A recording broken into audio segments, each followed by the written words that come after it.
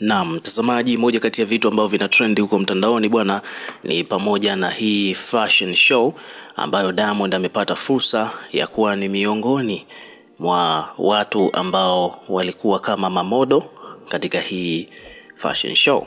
Bwana, hii ni Paris Fashion Week, na kama unakumbuka vizuri siku moja iliyopita tulimuona Diamond akiwa yuko huko Paris pamoja na wakina Davido pamoja na wakina Bien Soul na wengine wengi. Bwana, kumbe alikuwa amealikwa katika show ya Paris Fashion Week, na huko alikuwa amelipwa huyu jamaa na kampuni kubwa kama vile Chavaria pamoja na Adidas kwa ajili ya kuvaa mavazi yao na kuyaonyesha kwa audience ambao wamejitokeza pale. Kwa which means kwamba Diamond amelipwa kama model, fashion model huko Paris. Lakini sio Diamond peke yake, vile vile kuna mastaa wengine wakubwa sana tena wenye fedha kuliko hata Diamond mwenyewe, kama vile kwa mfano kuna jamaa anaitwa James Harden.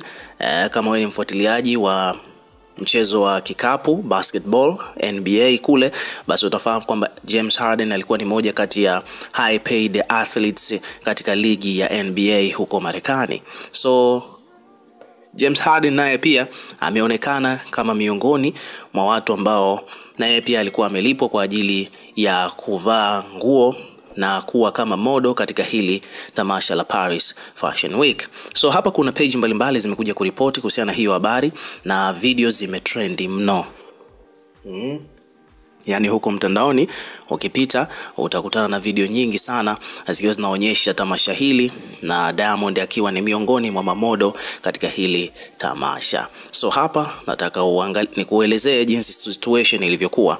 Wanakuambia kwamba star wa Bongo Flava Diamond Platnumz ameonekana kung'aa kwenye jukwaa la Paris Fashion Week lilofanyika huko Ufaransa. Kupitia Instagram yake, Diamond alimtagi mbunifu maarufu kabisa kama vile William Chavaria, ambaye aliyembunia vazi alilokuwa amelivaa jioni hiyo. Willy Chavaria ni mwanzilishi wa Willy Chavaria brand na pia vile vile ni mmoja kati ya wabunifu wenye ushawishi mkubwa zaidi duniani kwa mujibu wa jarida la Times la mwaka 2025. Diamond pia alithibitisha kwa kuvalishwa na Adidas kwenye onyesho hilo. Kwa hiyo brandi kubwa ya michezo ambayo inafahamika kwa jina la Adidas ndiyo iliyomvisha pia Diamond Platnumz. Kwa hiyo Diamond alikuwa paid na Adidas. Lakini pia Diamond alishare jukwaa moja pamoja na star wa NBA James Harden, huku msanii maarufu wa R&B Miguel akiwa pia ni miongoni mwa walioshuhudia burudani hiyo ya mtindo wa mavazi katika tamasha hilo la Paris Fashion Week huko Ufaransa siku ya jana. Ushiriki wa Diamond unaendelea kuonyesha ukuaji wake kwenye tasnia ya mitindo na sanaa kimataifa. Hebu imagine Diamond amepataje hiyo nafasi?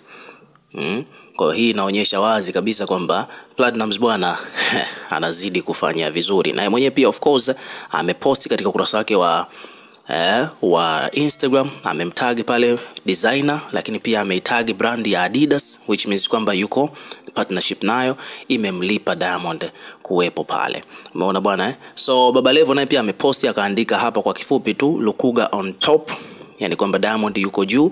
Lakini pia kuna wadau wengine hapa wamekuja wameshangazwa sana na uvaaji wa Diamond. Amevaa kama wale magangster wa Mexico, wanavaaga kaptula kubwa, alafu wanavaa soksi rubber na wanavaa kitambaa kama ile bandana, and then anavaa kofia juu yake. So hivyo ndivyo Diamond alivyokuwa amedress kwa siku hiyo.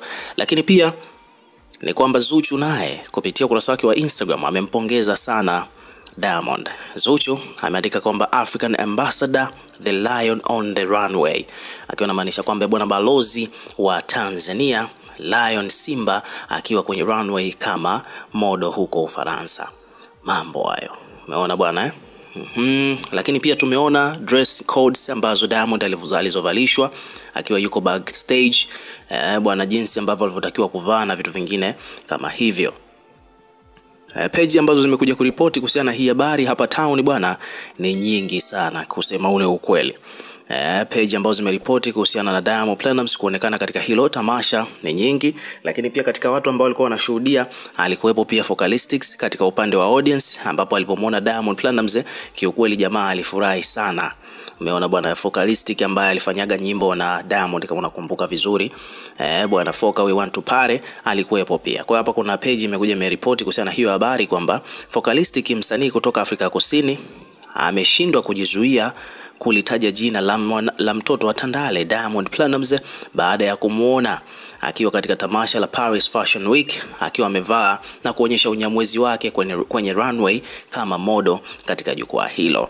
Kwa hiyo Diamond bwana alidesigniwa mpaka boxer, yani kuanzia boxer, kaptula, soksi, viatu mpaka nguo kama vile koti, ile bandana juu, miwani na hiyo kofia, vyote hivyo ni designer ndiye aliyetoa instruction Diamond avalishwe hivyo. Kwa hiyo hivyo ndivyo mambo yalivyo bwana, mambo yalikuwa ni moto kweli kweli. Lakini pia kitu kingine ambacho tumenotice ni kwamba Diamond alilink up pamoja na msanii ambaye alishawahi kufanyaga naye kazi ambaye anafahamika kwa jina la YG. Nadhani utakuwa unakumbuka YG na Diamond walishirikiana katika moja kati ya track ambazo zilikuwa zimepita katika album ya YG ya mwaka jana.